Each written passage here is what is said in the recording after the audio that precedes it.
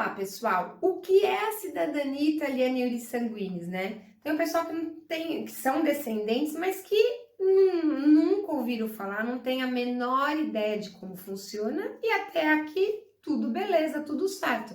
Nenhum problema com relação a isso. Com toda essa informação rolando aqui na web, nada melhor do que a gente aproveitar todo esse conteúdo, não é verdade? Então vamos lá, você é descendente de italiano, o primeiro ponto que você tem que saber se você é, você vai identificar como? Você vai identificar pelo teu nome, você vai identificar pela tua origem, né? por histórias familiares, enfim, você vai ter que identificar, ter primeiro um sinalzinho, bom, eu acho que eu sou, para fuçar e identificar essa informação. Então, esse é o primeiro ponto. Segundo ponto, entender isso, já foi falado em outro vídeo, quais são as vantagens de ser cidadão italiano? Eu quero, qual a importância disso para mim? Isso é importante para mim agora, no presente, ou é importante no meu futuro? Não vai ser importante para mim porque eu estou bem obrigada, estou estável, tenho um bom trabalho, não quero sair do Brasil, não busco, não tenho a expectativa de morar fora, de mudar de trabalho, enfim, no momento, todas as vantagens que a cidadania italiana oferece, não pretendo usá-la. Ok, no futuro, daqui 5 anos, 10, você não sabe, para os seus filhos, para os seus netos. Então, o segundo passo é você estar convencido da importância de ser um cidadão italiano e todas as vantagens que essa cidadania pode te oferecer. Terceiro passo, que seria o ponto de partida para iniciar o processo, e aí? Meu Deus, como que eu vou fazer? Você tem que começar a montar a tua documentação, porque ser cidadão iuris sanguinis é você ser cidadão por descendência. Então, o italiano foi para o Brasil, né, na época da Revolução Industrial, praticamente foram 1,5 milhão de italianos para o Brasil, que o Brasil precisava de mão de obra, né, tinha uma população praticamente de 4 milhões de escravos e eles precisavam de mão de obra qualificada, foram 1,5 milhão de italianos, acho que 750 mil, enfim, aproximadamente, de espanhóis, e começou a por tudo, né, começou a chegar toda uma população do exterior, e os italianos, muitos fizeram estrada, né? Fizeram história no Brasil, ganharam muito dinheiro, enfim, e muitos trabalharam muito, mas o que eu quero dizer aqui? O que? Esse italiano chegou ali, né? E muitos se casaram no Brasil, obviamente muitos já eram casados na Itália, mas em base aqui à experiência nossa de tantos processos, a maioria se casaram no Brasil. Se casaram no Brasil, tiveram um filho, e esse filho teve outro filho, esse filho teve outro filho, esse filho teve outro filho, e a média de gerações aí varia entre a 4ª e 5ª geração. Já fiz alguns processos até a 6ª, né, quando o pessoal jovem de 20 anos, às vezes chega na 6ª, mas a média entre a 4ª e 5ª geração. Então, como que você vai provar que você é um descendente? Somente através dos documentos, né, de papai e mamãe. Papai e mamãe, nasceu um filhinho, você tem uma origem e você tem que comprovar isso através de um ato jurídico, essa linha, né, de filiação.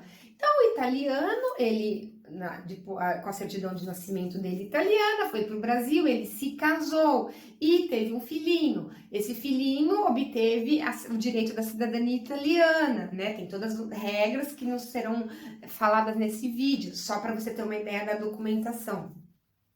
Esse filho casou e teve um outro filho, e assim sucessivamente. Então, os documentos solicitados para comprovar certidão de nascimento, certidão de casamento, né? Certidão de óbito. A certidão de óbito, ela não é por lei, ela não está dentro da K28, dentro da exigência, porém o oficial tem direito de pedir. Então, nos meus processos, eu não abro mão da certidão de óbito, nascimento, casamento e óbito. Esses 3 documentos de cada geração, do italiano, do filho do italiano, do neto do italiano, do bisneto do italiano, do trisneto do italiano e assim sucessivamente, até chegar o requerente. Obviamente, do requerente vai ser certidão de nascimento e casamento, né? E mais uma certidão negativa de naturalização. essa certidão de negativa de naturalização é somente do italiano, para provar que ele não se naturalizou brasileiro. Porque se ele se naturalizou brasileiro, na época ele abdicava a cidadania italiana. E o que isso significa? Significa que se ele virou brasileiro e teve um filho depois, esse filho não tem mais direito à cidadania italiana. Agora, lógico, se esse filho nasceu e depois ele fez a escolha de se naturalizar brasileiro, o filho nasceu enquanto ele era italiano. Tá, mas aqui pra gente não entrar em detalhes de regras, com relação à documentação, é só isso. Então veja bem, você providenciar certidão de nascimento, casamento e óbito, né, de trás para frente, de você requerente, do teu pai, do teu avô, do teu bisavô, não é o fim do mundo. Então o ponto de partida é você saber o que precisa de documentação. E depois você vai começar a entender, pera lá, mas quais são os impedimentos, o que pode não deixar, bloquear, não permitir que o meu processo siga ou não siga, né? Para que ele está no momento de, como ele pode ser classificado, aprovado para o processo de cidadania italiana, né? Existem pouquíssimas regras que vão ser impedimentos ou que não podem para que você não siga com o teu processo de cidadania italiana, né? E aí, você vai entender, eu vou falar, e fazer isso sempre em vídeos separados, né? Num outro vídeo a gente fala só a questão de regras de impedimento, mas aqui a gente está falando de modo geral por onde você começa. E você vai obter esses documentos, você vai ter lido quais são as regrinhas, o que não te permite seguir com o processo, e você vai montar essa documentação. Para que essa documentação seja analisada depois, né, errinho por errinho, conteúdo tal, que também não é absolutamente nada de tão difícil, e depois isso significa montar o teu processo, para que depois você possa fazer o pedido do reconhecimento da sua cidadania. E você vai fazer esse pedido aonde? Você vai fazer esse pedido no consulado italiano ou você vai fazer esse pedido na Itália, são duas opções, né? E aí tem todo um fluxo, lógico, prazos diferentes, etc. E aqui eu repito, você vai olhar o copo meio cheio ou meio vazio, né? Você já é descendente, então você tá com o copo meio cheio, porque tem um monte de gente que quer ser descendente europeu e não é.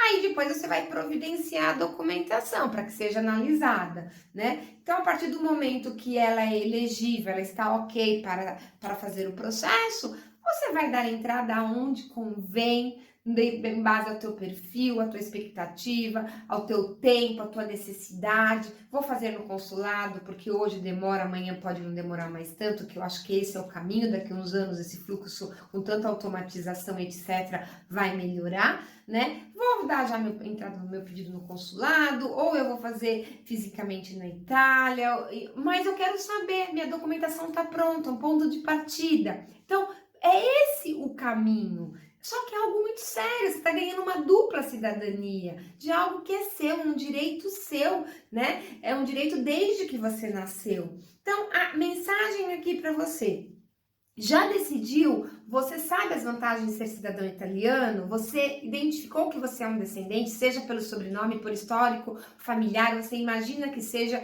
e correu atrás, buscou mais indícios e você sabe que você é cidadão e você sabe as vantagens que pode trazer isso para tua vida agora, no futuro, para você ou para os teus descendentes, né? Esses são os dois pontos de partida.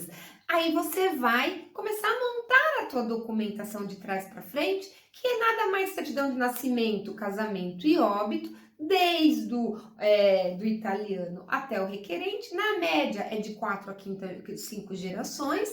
Essas informações, elas estão todas nos próprios documentos, você começando de trás para frente.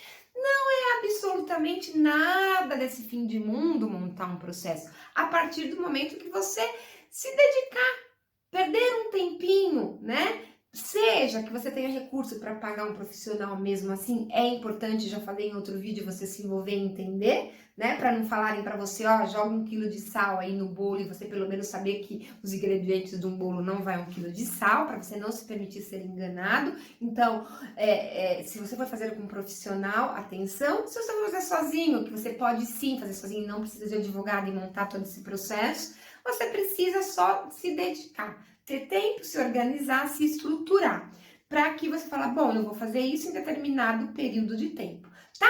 Então, a mensagem aqui é, como eu repito, já falei também em outros vídeos, mitos e verdades da cidadania italiana, né? Então, é burocrático, demora anos, é caríssimo, mexer nisso é como mexer enfim, num cesto cheio de agulha e achar, inventar mil coisas. Não, porque cada processo é um processo. Cada perfil individual da pessoa, em velocidade e condições, vou tirar todas as certidões juntas e em 15 dias está tudo na minha mão, eu vou tirando um pouquinho de cada vez.